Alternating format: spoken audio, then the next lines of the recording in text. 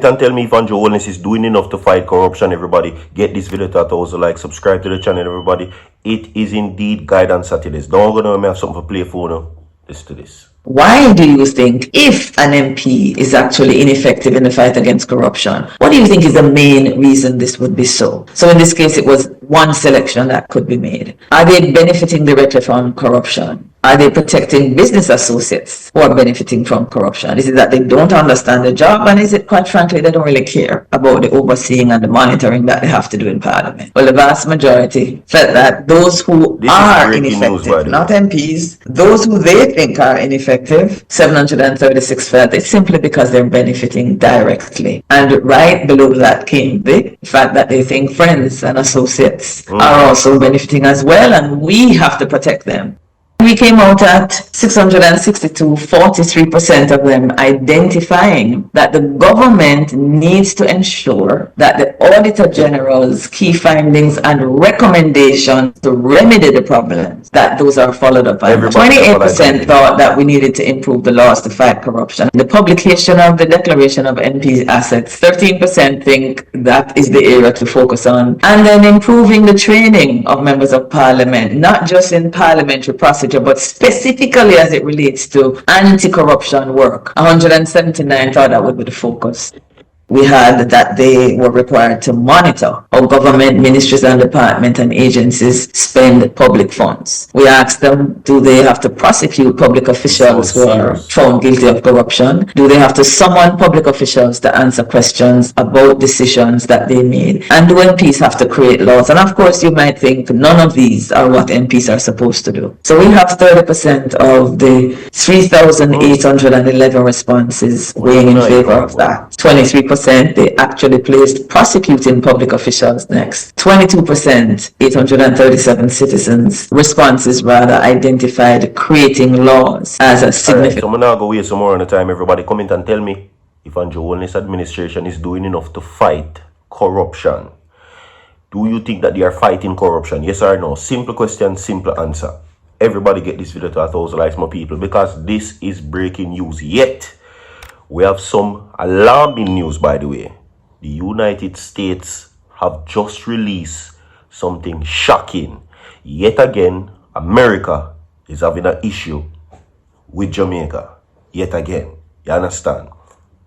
The Cuban medical policy wasn't enough. We get slapped with the tariff, and now this. You understand? You definitely want to hear it. Everybody drop a like on the video, comment, and tell me if he's doing enough to fight corruption. Anyway, my people, let's get into the stories. Now, according to the United States, right, they're saying that Jamaica's effort to combat money laundering are being undermined by severe resources constraint and systematic corruption. This is according to the latest International Narcotics Control Strategy, which is the INS or the INCSR, which is from the US State Department. Make sure now listen keenly. Now, the report identified organized criminal network, some with ties to influential Jamaicans and key players in real estate and used car sectors as the primary drivers of money laundering in the country. It also highlights political and public corruption.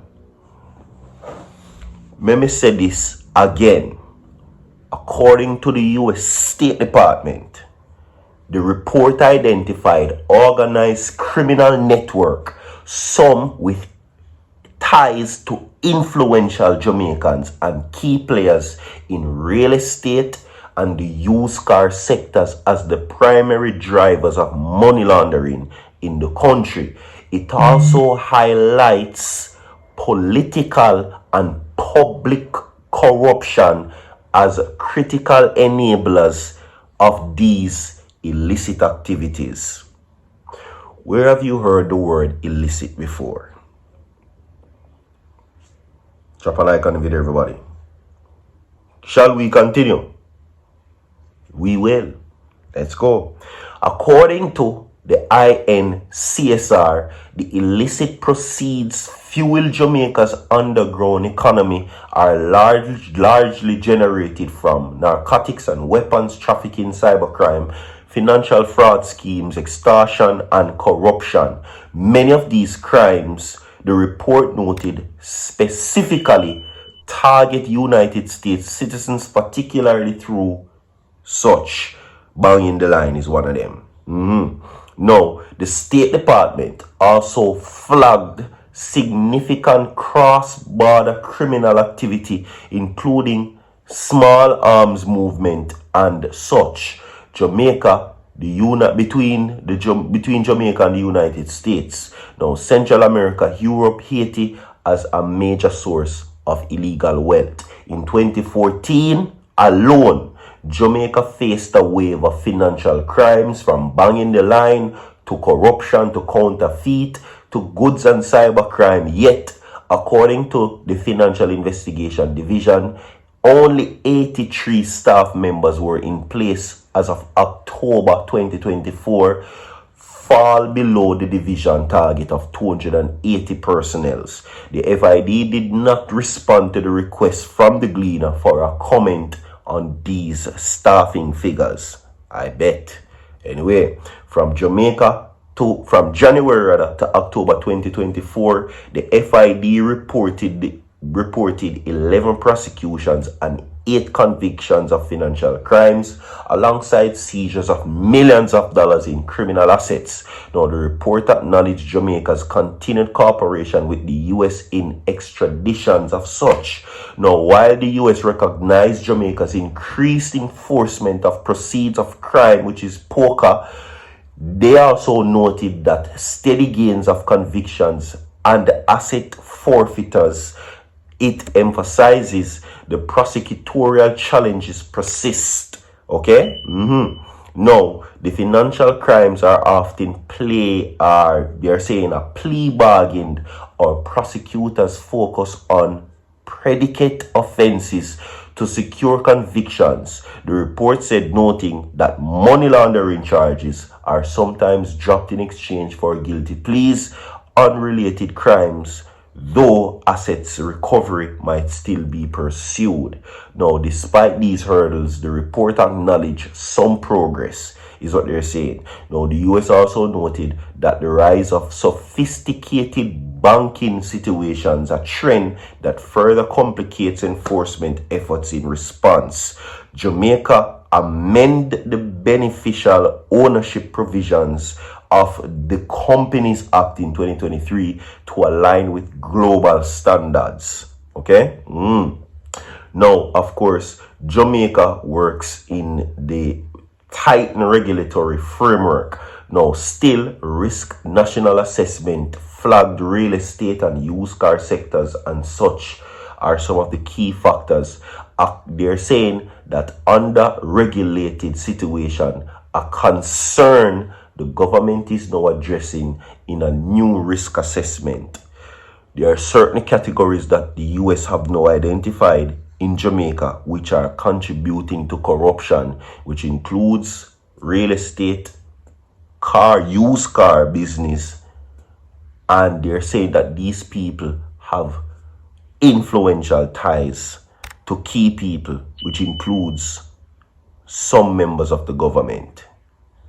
Can you imagine that? Yes. So now they're saying that Jamaica is struggling to control these things and to have them get it sorted out. And it is now becoming an issue for the United States Department. You understand? It is now becoming an issue, of course, to the US by the department, State Department, that is. You understand? And this is coming from the INCSR. That is the division that is now making these reports known that this is an issue. You understand? So, is the government doing enough to fight corruption in Jamaica? That is the thing. Because what you heard a while ago, they are now saying the reasons why for a lot of these situations to go unheard of is that you find, say, when the report or the survey was conducted, people are now voicing their opinion that some of these members of parliament are either benefiting from it or they're having people in place that they're trying to protect. Drop a like on the video. We have more to come down. Gone away. Guidance Saturdays continues. So forward.